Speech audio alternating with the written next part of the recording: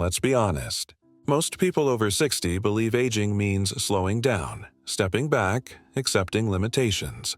You've probably heard the standard advice: stay active, eat your vegetables, get your checkups. But what if the real secret to vibrant longevity isn't found in Western medicine or American gyms?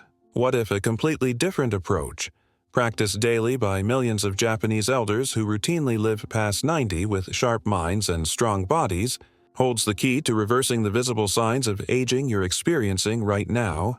Here's what they don't tell you.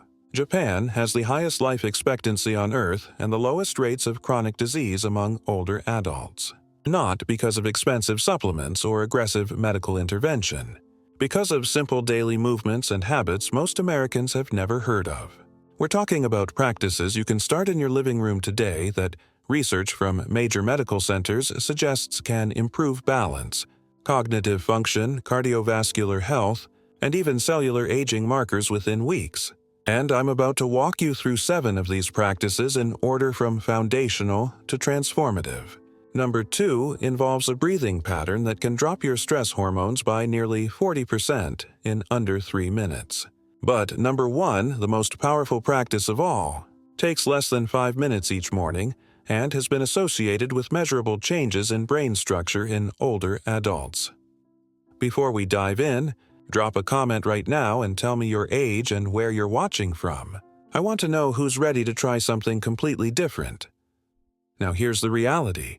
You've been taught that aging after 60 means decline, weaker muscles, stiffer joints, slower thinking. But in Okinawa and other regions of Japan, people in their 70s and 80s move with a fluidity and ease that would shock most Americans half their age. They don't fight aging. They navigate it with precision. And the foundation of that navigation is a set of daily rituals that address the body as an integrated system, not a collection of failing parts. These aren't exercises in the way you know them. They're movements that restore what sitting in chairs and cars has stolen from your hips, spine, and nervous system. Let's start with the first and most essential practice. Number 7 is called Rajio Taiso, or radio calisthenics. Every morning across Japan, you'll see groups of older adults gathering in parks to perform a 10-minute sequence of rhythmic movements synchronized to music broadcast over the radio. It looks almost like a gentle dance. Arms circle, knees lift, torsos twist. Nothing dramatic, nothing that leaves you breathless. But here's why it matters. This routine was designed specifically to maintain joint mobility and circulation without strain. When you move your body through its full range of motion first thing in the morning, you're essentially waking up the nervous system and lubricating every joint with synovial fluid. Think of it like oiling the hinges on a door. Without it, everything creaks and stiffens. Studies tracking older Japanese adults who perform Rajio Taiso daily have found associations with better balance, fewer falls, and improved mood scores compared to sedentary peers. One analysis suggested that consistent participation was linked to a reduction in joint pain and stiffness within just 2 weeks. Now here's the human side. Margaret, 72, a retired schoolteacher from Oregon, told me she used to wake up feeling locked in place. Her lower back ached. Her shoulders were tight. She'd shuffle to the kitchen like her body needed a warm-up period. I introduced her to a modified version of Rajio Taiso, just 10 minutes on her back porch before breakfast. Within 3 weeks, she said she felt like she'd been given her body back. She moved more freely. Her chronic morning stiffness was gone, and she started looking forward to the ritual itself. Here's your protocol. Find a Rajio Taiso video online. There are versions designed for older adults with modifications for limited mobility. Do it every morning before breakfast. Focus on moving smoothly, not forcefully. If a movement feels wrong, skip it or reduce the range. The goal is circulation and awakening, not performance. You're not training for anything. You're maintaining what you have and gently expanding it. And here's the kicker. This practice sets the tone for everything that follows. It tells your body that movement is safe, that your joints are meant to glide, that aging doesn't equal stiffness. Which brings us to the next practice, one that addresses something most Americans completely ignore. Number 6 is floor sitting, specifically a practice the Japanese call Seiza. This is the formal kneeling position where you sit back on your heels with your spine upright. In traditional Japanese homes, people spend significant time sitting on the floor, eating, working, socializing. For Westerners, this sounds uncomfortable, even painful. But here's the truth. The ability to comfortably get down to the floor and back up again is one of the strongest predictors of longevity and functional independence in older adults. Research from Brazil and other countries has shown that people who can sit on the floor and rise without using their hands have significantly lower mortality rates over the following years compared to those who struggle with the movement. Why does this matter? Because floor sitting engages your hips, knees, ankles, and core in ways that chairs never do. It maintains the deep squat pattern and hip flexibility that humans evolved with but modern furniture has erased. When you sit in Seiza or cross-legged on the floor, you're forcing your body to stabilize itself without a backrest. Your core works, your hip flexors lengthen, your ankles gain mobility, and perhaps most importantly, you're preserving the neuromuscular coordination required to get up and down safely, which directly reduces fall risk. Let me tell you about Robert, 68, a former truck driver from Texas. He spent decades in a seat, and by the time he retired, his hips were so tight he couldn't sit cross-legged without pain. He avoided the floor entirely, which meant his legs got weaker and his balance deteriorated. I had him start with just 2 minutes a day sitting on a cushion on the floor while watching the news. He used his hands to lower down and push back up. No shame in that. Within a month, he could sit for 5 minutes without discomfort. By 3 months, he could transition from floor to standing with minimal hand support. He told me it felt like reclaiming a piece of his youth he thought was gone forever. Here's your protocol. Start by sitting on the floor for just 2 to 3 minutes a day. Use cushions under your knees or hips if needed. Seiza can be intense for Western knees, so try cross-legged sitting first. Focus on keeping your spine upright, not slouching. Practice the transition down and up slowly, using your hands for support as needed. Over weeks and months, try to reduce your reliance on hand support. This isn't about proving anything. It's about preserving a fundamental human movement pattern that modern life has stolen. And it sets the stage for the next practice, which takes the idea of intentional movement into a completely different realm. Number 5 is called Shinrin-Yoku, or forest bathing. This is the practice of spending time in nature, specifically wooded areas, in a slow, mindful way. Not hiking for exercise, not rushing to a destination, simply being present among trees. In Japan, forest bathing is considered a legitimate form of preventive health care, prescribed by doctors and supported by research institutions. And here's why. When you spend time in forests, trees release compounds called phytoncides, natural oils that protect them from insects and disease. When you breathe these compounds, research suggests they can boost your immune function, lower cortisol, reduce blood pressure, and improve mood. Multiple studies from Japanese universities have found that just 2 hours of forest bathing can increase natural killer cell activity, a key component of immune defense, for up to a week afterward. Heart rate variability, a marker of stress resilience, improves. Inflammation markers drop. And older adults report feeling calmer and more mentally clear. This isn't mysticism. It's measurable biology. Your body responds to the environment. Concrete and car exhaust stress your system. Trees and clean air restore it. Here's the story. Linda, 71, a retired accountant from Pennsylvania, struggled with chronic anxiety and high blood pressure despite medication. She spent most of her time indoors, moving from home to car to store and back. I suggested she start taking slow walks in a nearby wooded park. No agenda, no fitness goals, just 30 minutes twice a week. She was skeptical. Thought it sounded too simple. But she tried it. Within 3 weeks, she noticed she was sleeping better. Her blood pressure readings at home dropped by an average of 8 points. She felt less reactive to daily stressors. By 2 months, her doctor reduced her medication dosage. She told me the walks felt like hitting a reset button she didn't know existed. Here's your protocol. Find a park, forest, or tree-lined trail near you. Go at least once a week, ideally twice. Walk slowly. Stop frequently. Touch tree bark. Listen to birds. Breathe deeply. Leave your phone in your pocket. You're not exercising. You're bathing in the environment. Aim for at least 30 minutes, but even 15 makes a difference. Do this consistently. The benefits accumulate. And here's the transition.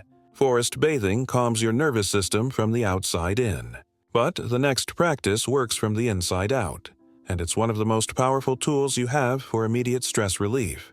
Number 4 is called Hara Hachi Bu, but before we get to the eating principle, let's talk about the breathing method that supports it, a technique called Shoshin breathing. This is deep diaphragmatic breathing practiced in a seated position, often before meals. In Japanese tradition, breathing isn't just about oxygen. It's about centering the mind and preparing the body. Shoshin breathing involves slow inhales through the nose, expanding the belly, followed by even slower exhales, also through the nose. The exhalation is the key. When you extend your exhale longer than your inhale, you activate the parasympathetic nervous system, the branch responsible for rest, digestion, and repair. Research from multiple institutions suggests that controlled slow breathing can lower cortisol levels, reduce heart rate, and shift the body out of chronic fight-or-flight mode, which many older adults live in without realizing it. One well-documented approach found that practicing slow breathing for just 5 minutes before meals was associated with improved digestion, reduced anxiety, and better blood sugar regulation. Why? Because when your nervous system is calm, your gut works properly. Digestion isn't mechanical. It's neurological. Stress shuts it down. Calm turns it on. Let me tell you about James, 66, a retired firefighter from Ohio. He had acid reflux, bloating, and constant low-level anxiety, especially around mealtimes. He ate fast, often while watching stressful news. I taught him Shoshin breathing. 5 minutes before each meal, sitting upright. 4-second inhale, 6-second exhale, repeated for 10 cycles. He thought it was nonsense at first, but he tried it. Within 1 week, his reflux decreased noticeably. By 2 weeks, he felt calmer at the table, ate more slowly, and his bloating was nearly gone. He said it felt like giving his body permission to relax, something he hadn't done in decades. Here's your protocol. Sit upright in a chair or on the floor. Place one hand on your belly. Inhale slowly through your nose for 4 counts, feeling your belly expand. Exhale through your nose for 6 counts, feeling your belly fall. Repeat for 10 cycles, which takes about 3 minutes. Do this before each meal if possible, or at minimum once a day. This is not optional fluff. This is nervous system hygiene. And it leads directly into the eating principle itself, Hara Hachi Bu, which means eat until you're 80% full. In Okinawa, this is a cultural norm. You stop before you feel stuffed. You leave the table slightly hungry. This practice is linked to lower body weight, reduced oxidative stress, and longer lifespan in populations that follow it. Here's the twist. You can't practice Hara Hachi Bu if you're eating fast or distracted. The signal that you're 80% full takes about 15 to 20 minutes to reach your brain. If you finish your meal in 5 minutes, you'll overshoot. So the breathing before the meal slows you down, calms your system, and prepares you to eat mindfully. Then you eat slowly, chewing thoroughly, pausing between bites, paying attention to satiety cues. When you feel satisfied but not full, you stop. This isn't about restriction or dieting. It's about respecting your body's signals, which modern eating habits have trained you to ignore. Here's your protocol. Practice Shoshin breathing before eating. Put your utensils down between bites. Chew each mouthful thoroughly, aiming for 15 to 20 chews. Pause halfway through your meal and check in. Are you still hungry or just eating out of habit? When you feel comfortably satisfied, stop, even if food remains. This takes practice. Your brain will resist, but over weeks it becomes natural. And here's the promise. You'll feel lighter, more energetic, and less burdened by digestion. which sets the stage for the next practice, one that directly addresses the physical structure of your body in a way no Western exercise does. Number 3 is called Sotai, a gentle corrective movement system developed in Japan to realign the body and relieve chronic pain. Unlike Western physical therapy, which often isolates muscles, Sotai works with the body's natural compensatory patterns. The idea is simple. When you have pain or stiffness, your body compensates, creating tension on the opposite side. Sotai uses small, deliberate movements in the direction of ease, not force, to reset those patterns. You move toward comfort, hold briefly, then release. The nervous system recalibrates. The tension dissolves. Research from Japanese rehabilitation centers suggests that Sotai can reduce chronic musculoskeletal pain and improve range of motion with minimal risk, especially in older adults who cannot tolerate aggressive stretching or manipulation. The movements are so gentle they can be done in bed or a chair, but the effects can be profound. You're essentially reprogramming the nervous system's map of your body, teaching it that movement is safe and that tension is unnecessary. Here's the story. Patricia, 74, a retired nurse from Colorado, had chronic right hip pain that radiated down her leg. She'd tried physical therapy, massage, even injections. Nothing gave lasting relief. I introduced her to a basic Sotai protocol for the hip. Lying on her back, she gently rotated her leg in the direction that felt easier, held for a few breaths, then released. She did this twice a day for 3 minutes. Within 1 week, her pain decreased noticeably. By 3 weeks, she could walk without limping. She described it as the first thing that actually listened to her body instead of forcing it. Here's your protocol. Identify an area of chronic stiffness or pain. Lie down or sit comfortably. Move the affected area gently in the direction that feels easier, not harder. Hold that position for 3 to 5 slow breaths. Release and rest. Repeat 2 to 3 times. Do this daily. You're not stretching aggressively. You're inviting your nervous system to let go. This is subtle work, but it's deeply effective. And it prepares your body for the next practice, which might be the single most surprising tool for cognitive health.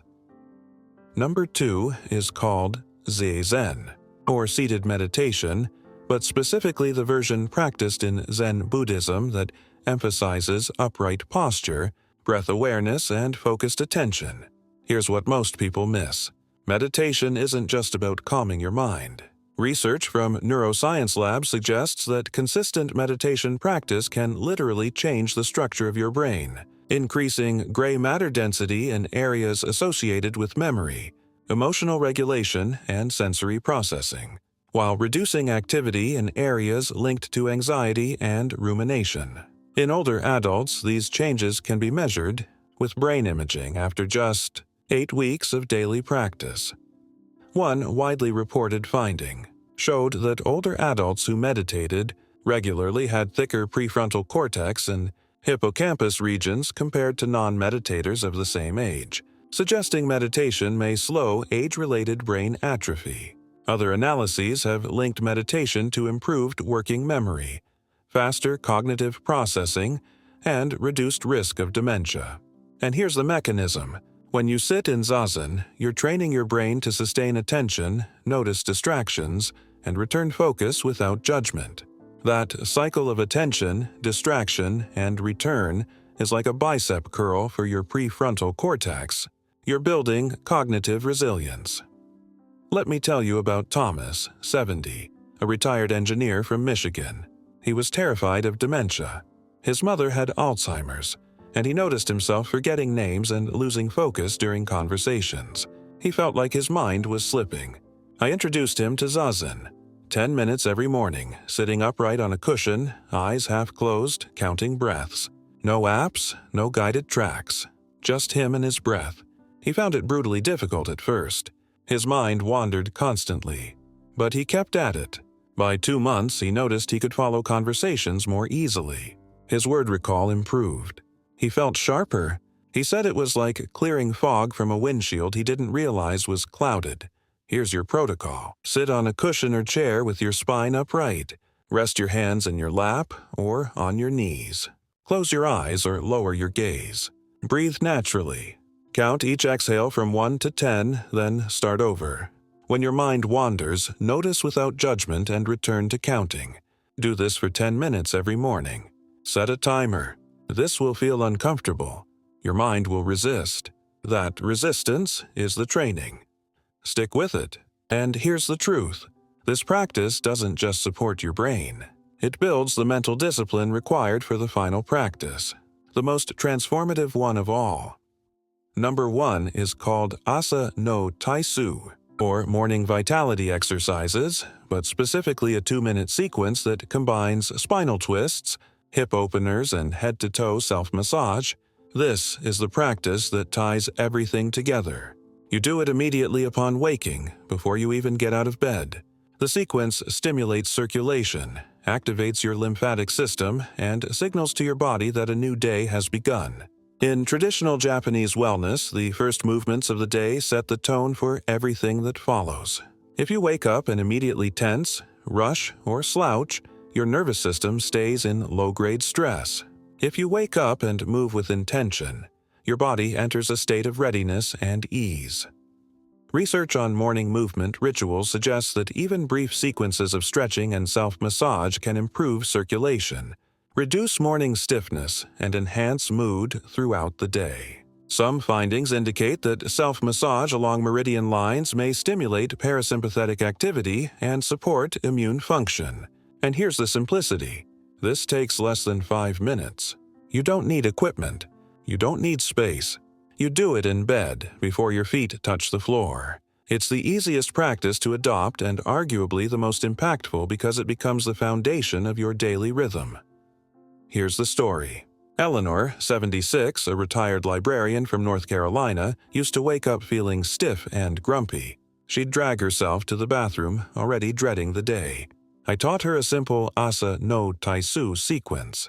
While lying on her back, she'd pull her knees to her chest, rock gently side to side, twist her spine, then rub her face, scalp, and arms briskly for a minute. It felt strange at first, almost childish. But within 1 week, she noticed she woke up feeling lighter. Her morning joint pain decreased. By 1 month, she said mornings had become her favorite part of the day. She felt like she was greeting her body instead of fighting it. Here's your protocol. Set your alarm 5 minutes earlier. When you wake, stay in bed. Lying on your back, pull your knees to your chest and gently rock side to side for 30 seconds. Then twist your knees to the left, hold for 3 breaths, then to the right. Return to center, rub your palms together briskly until warm, then place them over your face and breathe.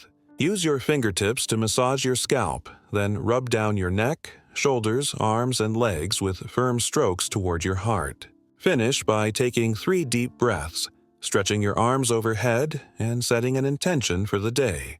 This is your daily reset. It's non-negotiable. And if you do nothing else from this entire list, do this. Now, let's step back. You've just learned 7 practices that Japanese elders use daily to maintain mobility, mental clarity, and resilience well into their 80s and 90s. These aren't trendy biohacks.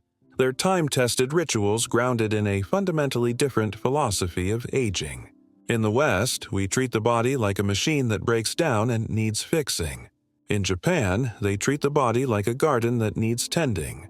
Small, consistent actions. Respect for natural rhythms. Patience with the process. Here's the reality. You don't need expensive supplements, complicated fitness programs, or radical dietary overhauls. You need to move intentionally every day. You need to calm your nervous system. You need to reconnect with your body's signals. You need to practice the basics with precision and care. And these 7 practices give you a clear, actionable roadmap. Start with 1. Master it, add another. Build the routine slowly over weeks and months. Some of you will gravitate toward the physical practices like Rajio Taiso and floor sitting. Others will find the breathing and meditation more transformative. That's fine. The goal isn't perfection. The goal is daily engagement with your own vitality. The goal is to stop accepting decline as inevitable and start cultivating resilience as a practice. And here's the deeper principle. Aging isn't something that happens to you. It's something you navigate. The Japanese understand this. They don't fight aging. They don't deny it.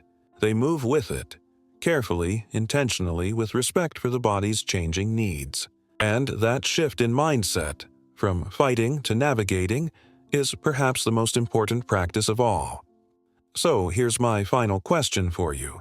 Which of these 7 practices will you try first, and why? Drop a comment and tell me. I want to know what resonates with you and what challenges you're facing. Because here's the truth. You're not alone in this.